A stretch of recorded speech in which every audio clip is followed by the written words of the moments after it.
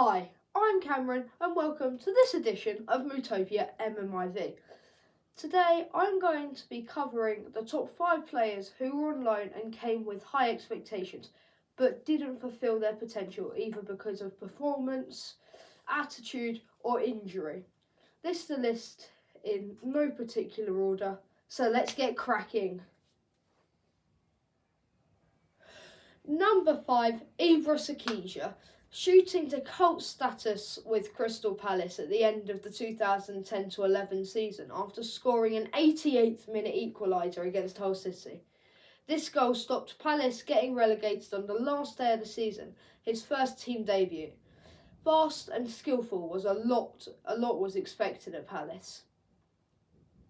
After loans to Kettering and Bromley in 2011-12, Ibra signed on loan with MK Dons at the start of the 2012-13 season. Despite being described as exactly what we need by Cole Robinson, his only appearance for the Dons was an 84th minute sub. January 2013 saw another loan, this time at Barnet, where he made 4 appearances. After spells with Inverness and Livingston in 2014 and 2015, he played for 7 clubs at National League or lower level. Sakija is currently at Dulwich Hamlet, where he arrived in 2021. There can't be many players who had their biggest moment in their first game. Number 4, Zeli Ismail. Upon signing for MK Dons on loan from the Wolves in 2012, there were whispers that he could become a £50 million player. This was in the time when 80 million on an average centre-back would be unthinkable, so 50 million for a young forward was a lot of cash. Despite taking the shot which John Oxenamore flicked in for the heel of God versus AFC, Zeli looked pretty average and occasionally out of his depth at the Dons, appearing only 7 times. After 5 loans between 2014 and 2016, Wolves released Ismail as he signed for Bury before again being released in 2018, joining Walsall following a loan. Following a year at Walsall, he signed for Bradford City, where he stayed for 2 seasons but only played 14 times. Less than half the games played at Walsall in a season and a half. Spending the 2021-22 season at Hereford, he now plays at Newtown in the Welsh Premier League. Somewhere someone is wondering what went wrong. Number 3, Ryan Seager.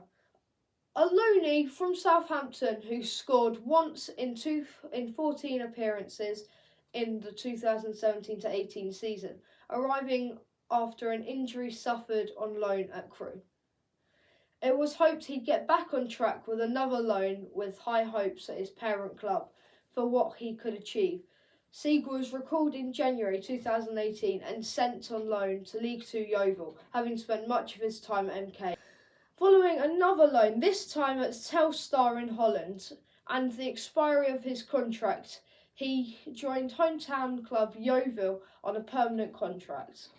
Sadly, he struggled for game time and went out on loan to Havant and Waterlooville until January 2020. From Frome Town in the March until the end of the season. After 2 seasons with Hungerford Town, Seager has signed with Dorking Wanderers.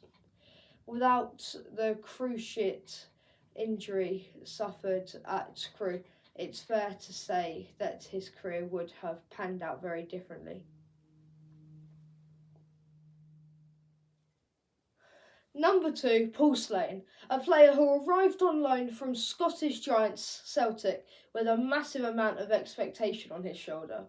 Failing to make much of an impression in MK, he returned to Scotland having only made a handful of appearances. Sadly, injury brought about an early exit from Celtic, and a year out of the game before stints at Ayr United and Clyde between 2014 and 2016. Slane now appears on podcasts.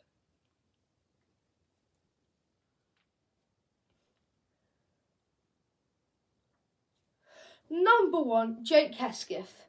Jake joined the Dons on loan in January 2019 from Southampton, brought in after a good spell at Burton by Paul Tisdale. A lot was expected of this attack-minded midfielder. After helping the Dons get back into League One, he was sent out to Lincoln in September 2020 and Crawley the following season. At 26, Hesketh is now a National League Eastleigh, so you'd think he is very unlikely to reach the potential many saw in him.